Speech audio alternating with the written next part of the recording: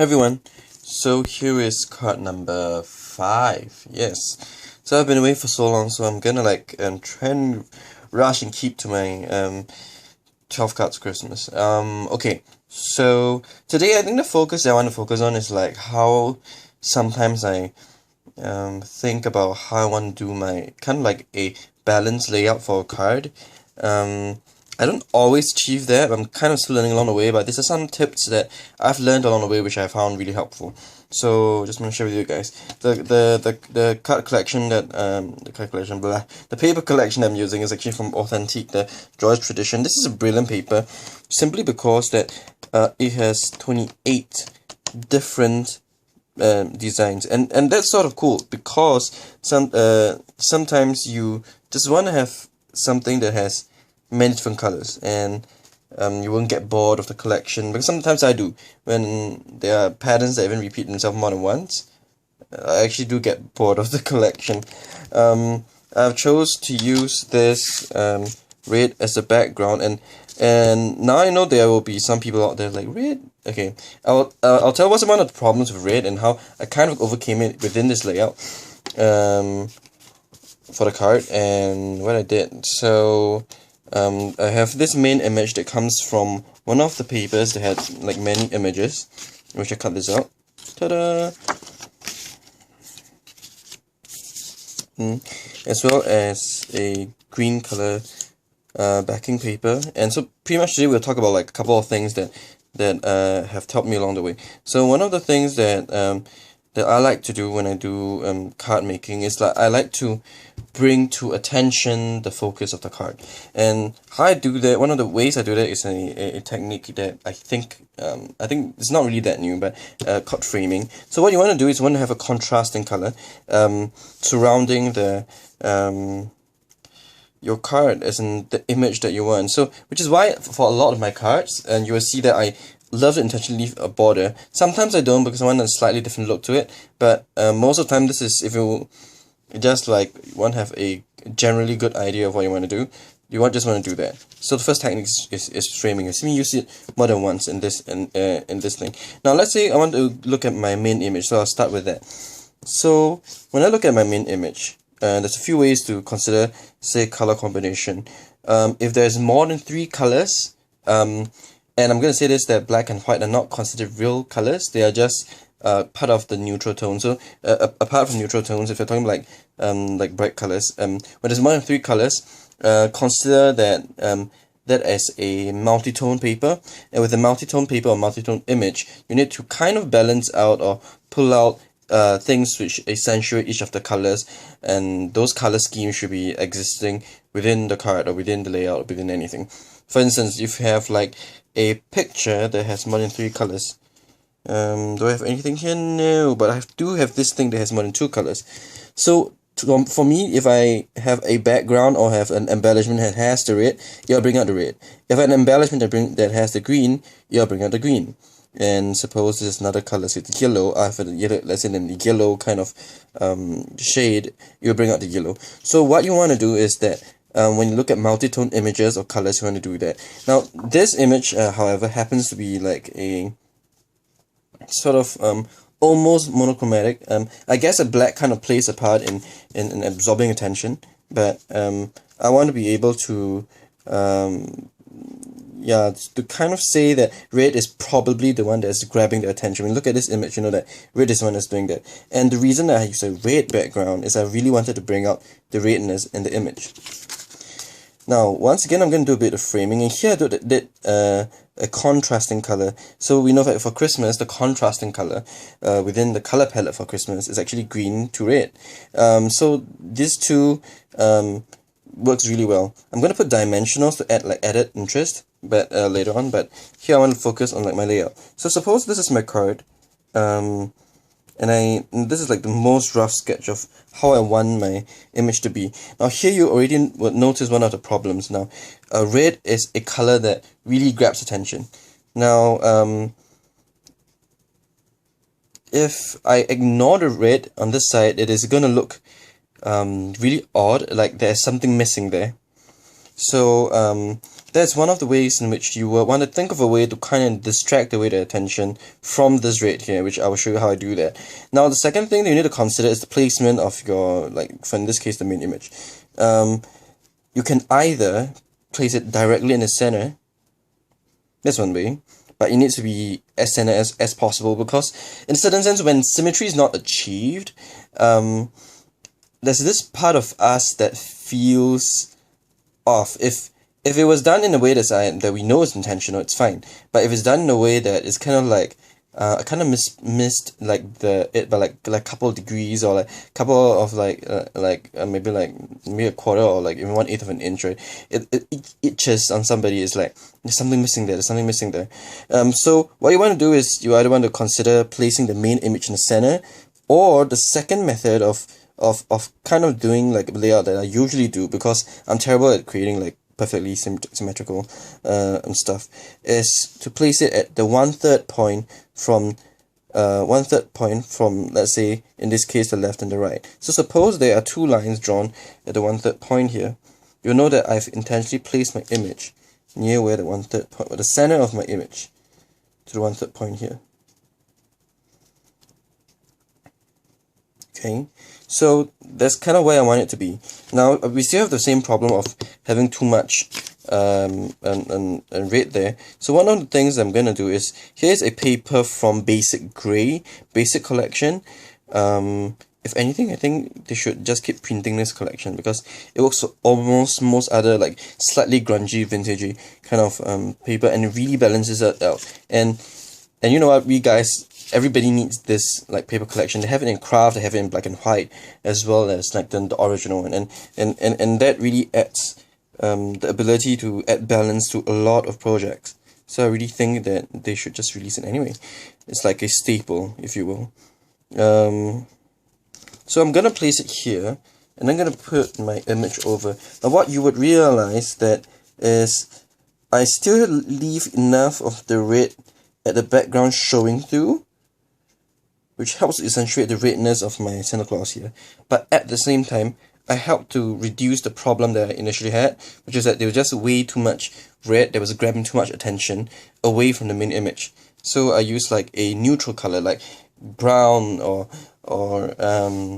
a light neutral color. Yeah, I have to qualify that. Like a light craft or brown. Now, as tones as dark as the color would go, they will grab more attention. So suppose if I have a like pure black color, then it will look really odd on this side of the thing, because it will somehow grab attention. And remember, the whole point of placing like a piece of paper over here is actually to get rid of the attention that section is having. Okay, so now we want to think of balance. Now this image is sort of balanced in some ways. If you put really depends on what you focus on, but suppose you put like a center line across, you will notice that the red at the below, and the amount of red at the below, and the red above is slightly not the same when you put it in, like, let's say in the center. But like I said, sometimes black acts as like a like color, where like either there's no color, or when you mix all your paints together, that's what color you get, right? Black. So it is a very intense a focal point. So sometimes the black can help to balance out the red, but it really depends on like perspective. But I kind of, like I said, I really think that red is the one that is really standing out in this picture. So one of the things I want to do is I want to kind of create a balance at the center point. Now, okay, so I want to create like kind of like red anywhere along this upper half of the card, to kind of create like a balance against the bottom. Now, because this top part and bottom part where the reds at the background showing through, they already are balanced on their own, so I have no worries about them. Okay, one of the things that I really love to get from what do you call that, office supply stores is colored clips. That's because they are one of those things that most of the time comes handy. And I need to balance out the color or the composition of the place. I'll look for the I'll look for the color that like is kind of like similar to what I'm trying to balance out. So this one is the safest way to do it. Second way to remember like the order of like what are the colors that grabs the most attention. Red grabs the most attention, at least in the color scheme. Red grabs the most attention. Black possibly more than that, arguably, yes and no. But let's say in the scheme of like colors, I would usually think that red is the one that grabs the most attention, yellow is the one that grabs the least. Now, the other aspect you need to consider is also the shade. Clearly, the brighter shade would grab more attention than a dollar shade. Yeah, so here, in order to balance out like where this is at, okay, I'm going to demonstrate something cool along the way. Like when I want to balance out like the bottom half of this, I can choose to put, let's say, a paper clip around here. So on a middle point, this half and this half of the card has kind of like equals amount of red. Now if the closer you move this towards this, the less the effect is. Okay, close I mean like this way, not like this way. I forgot. Like suppose I put it really far away, it pulls the weight that way. But if I put it closer, let's say at like almost nearing point, it actually pulls the weight towards the center, which possibly defeats the purpose. Because what you want to do is that if there's too much focal point at this part, you want to have an kind of like a focal point at a part that's slightly further away that draws the eye not so much away from the main focus of the picture, but you want to avoid it being too off balance. So one of the things I like to do is like at the far corner of like wherever it is, I'll put like a red paper clip or whatever color the focal image is gonna have at that part. Here I also get like some scraps and leftovers, and you should always use scraps and leftovers. This is a bingo card from the greenish bingo card from Tim Holtz. Yes. Paper stash. It comes in the 6x16, cut into smaller things, but I thought that was kind of cool because it kind of fits in with the whole vintagey sort of theme. The actual green is probably a little bit more darker than the one you're seeing in the camera right now. And finally, the last amount of green, I'm gonna put here later on, kind of like that. So the idea for my card is sort of complete. Okay. Now, one of the things that I've learned over the years as well is that if you want things to align them perfectly. If you can't, don't do it. Make them in a certain sense have further distance apart. Reason for doing that is that when you're like there but not almost there, it just looks really odd. If you don't believe me, go to Microsoft Word and try and do like create different underlines for let's say using the underscores on your keyboard. Suppose you have like a form and then you say name, and you have like the colon, and then you want to like have like a line, and following it right says date, for example. You will see how irritating it is, because I know sometimes Microsoft does have this problem when it is not justified, is that your lines are actually like almost there but not there, and it will disturb you, and that same feeling is gonna have, like, for example, if I'm gonna align this and this almost there but like not there, like, so suppose I want to align, let's say, and suppose this and this, it's almost there but not there, and the distance is not far enough, it's gonna irk you. So you want to avoid that sort of irking feeling. When you do your layouts here, it is important to note like how your things are gonna be laid out, such that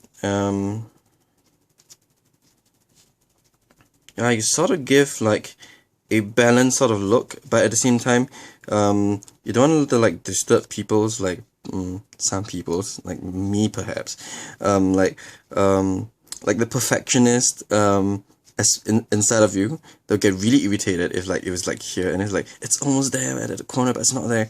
One of maybe like one of the ways is like to put the paper clip a bit further away, such that there is a comfortable distance, and people know that you intentionally did want to have this off, like maybe like a couple of cm off of it. gonna try and finish the card because I think I also kind of want to bring out like the neutral tones on the card. So I'm gonna bring in some buttons. One of the things that is helpful for I'm doing like embellishments that's going to be repeated is to repeat it in threes. If you repeat it in an equal amount, it sort of wants to have a, what do you call that, like symmetry, which is very hard to achieve usually. And if you want to avoid having to form that symmetry, you can have it in threes, so that odd numberness avoids the need to want to fulfill that, once again, that strange perfectionist aspect of you. So this is how the card is probably gonna look like. So I'm gonna go ahead and just and stick it out, and here you will see that, because like for example for like this cluster of things, right, this cluster of buttons are gonna attract some attention. So I'm using this cluster of buttons to try and offset the black, if you want to consider that a color. I'm gonna move it closer to the image and not too much further away from the image, because and the cluster here is going to take a bit of weight. If I put it too far away from the image, it's going to draw the attention away from it. So I want to kind of push it closer, so I'm thinking maybe about here. So I think everything is sort of aligned. So okay, so I sort of like this. Okay, so this rub-on is from Tim Holtz's Ideology, the Christmas time rub-on. Here's a word of advice and warning for those who are using this. Tim Holtz rub-ons are really sticky. So for one thing, you have to make sure that your entire image is shaded too before you pull up the sheet. Secondly, you might want to cut it out. Like the first time I did like the December from here, I actually accidentally peeled off the M. You see, part of the M. So it's kind of like a bummer. And I kind of quite put it back. So I had to scratch it off my cardstock, but because it's so sticky, I just want to cut it out, and then for that, and so they can get like the exact area of where you want to do it. And because Tim really squeezed in like a lot of images into a singular sheet, so you might want to do that. Yeah, so I'm going to go ahead and stick my card down. Then this will be relatively fast. This is a really long video. I'm going to use some glue.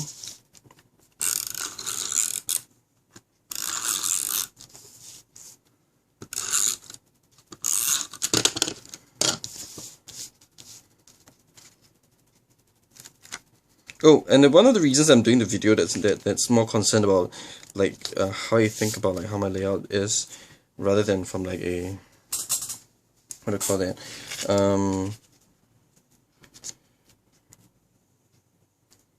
like start to finish sort of method, because someone on okay, I am actually part of a administrators of a Facebook group called Mail Craft something. Darn, I'm gonna put a link down below. I'm aging, really. And one of the things to really note is that someone actually just requested on like looking like kind of like wow, I need to know how to like do layerings and balance things out more, and I sort of want to do this like video to kind of teach you guys, and these things are not exactly original. They have been in the card making circle for a while. It is a combination of knowledge from people like Jennifer Maguire, Christina Werner. I really learned a lot from the 2Ps in the bucket the card making basic class. I really advise you to like just spend that little bit of money to learn these skills, and it will kind of guide and you along most of your craft work after that. It's kind of okay, these are guidelines, and once again, principles and guidelines, and they are not like rules or laws that you have to completely follow. You will know that because most of the time, for most of us, we do have a certain amount of like gut feeling, and we should follow that as well, because that kind of gut feeling sometimes lead you to unexpected surprises that of like beautiful creations that are outside of what was normally within rules that were considered like beautiful or well balanced, but somehow it just simply works. So you might not want to like take these rules like completely without exploring as well. Okay. Oops. Okay, so I'm gonna put these in dimensionals. This is another technique, which is that when you put things in dimensionals, it's one of those ways that help to really accentuate or bring out the card. Sorry, not the card. The central focus image. So what you want to make sure of is that usually you do want your main focus of your card to actually have the highest layered, meaning to say, like, let's say for this I'm going to do like a couple of layerings, and you want this to be the one at the top, not at the bottom. So okay, so I'm gonna go ahead to do that. I'm gonna do another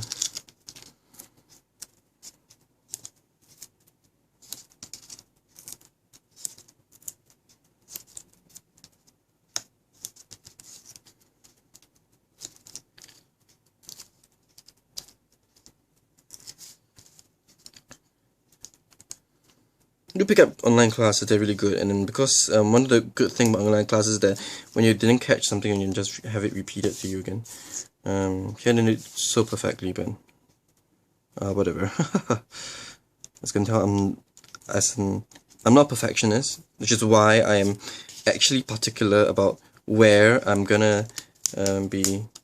It's gonna be here, right? Like where my image is gonna go. I don't want it to be in the center because I know I'll never be able to hit the center, and I think it would just irk a lot of people if I put images or stuff in the center. You can tell I'm a right-hander. That's why I'm doing this. That's why I'm flipping the image around, because I'm gonna stick it like right over the right side.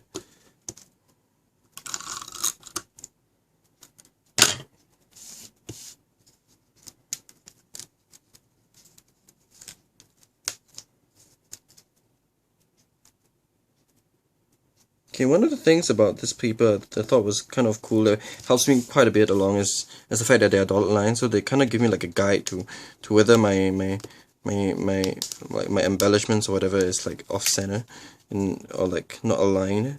So that sort of helps fixes some problem with me, which is that I just can't seem to get things aligned. Maybe I'm just not perfectionist enough, but there is a part of me that gets disturbed or irked when I see something that just doesn't fit. I'm gonna grab glue. So I'm gonna use glossy accents for the buttons. That's just simply logical, because glossy accents are a much stronger glue than because it's, I think, than some of a dry adhesive. And the other kind of adhesive you want to consider would be like those just silicone based, which sticks really quickly. And dries really strong as well. Drawback of that is that they have this tend to have this like long stringy little thing. Like people who use hot like the hot glue would know what I mean. This stringy thing, and if you're not the best at controlling it, it's gonna irritate you to no end. So this is pretty much a card. I'm gonna try and sort of something's sort of missing. So one of the things that has helped me in general is to do some dash lines, or like lines, even though they don't actually serve any purpose except to somehow make the card look more complete. So I'm thinking I'm gonna be drawing white lines around the edge using Signal Uniball Signal Broad. This is the best, in my opinion, only white pen you ever need in your life. And here I'm gonna draw like kind of like a border around it. Why this works, I have no idea. It simply does. I'm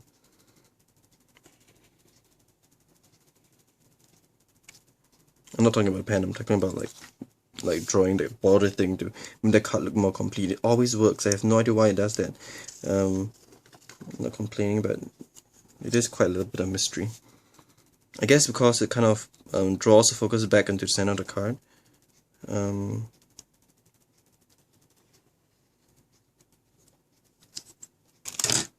there you have it. Really cool, simple card. Yeah, I kind of gone through like some of the basics of how I balanced out the image. So some cool recap or some cool things to always consider about framing, dimensionals to bring up further, matching colors of the background and the main color of the image that you want to bring up. You want to be able to balance out the heavier colors on the card. So like red is the heaviest color, with yellow being the least, and then blue is somewhere in between. And once again, also the shade is like brighter colors tend to take more precedence over duller colors. And then finally, you have this three buttons here that always reminds you that if you want to do an embellishment that repeats itself, always give it in odds and not like in evens, because evens always has an expectation of symmetry, which is very hard to achieve. So that's that. So this is the card for today. Hope you guys learn a little bit of stuff. Hopefully I didn't give you something that's like designly wrong, the design sort of sense. But yeah, so this is card number 5, and I'll catch you guys next time. Bye.